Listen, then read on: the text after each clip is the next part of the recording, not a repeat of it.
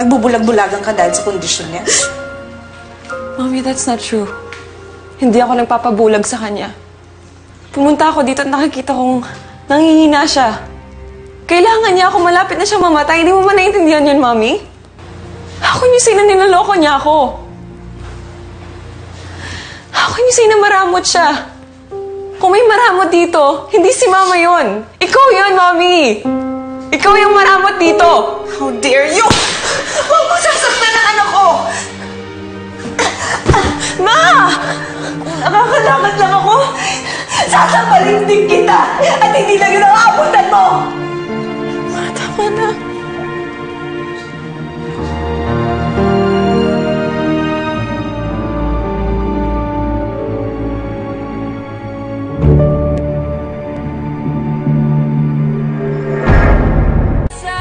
Tama si Selena. Maramot ka, Bettina. Maramot ka!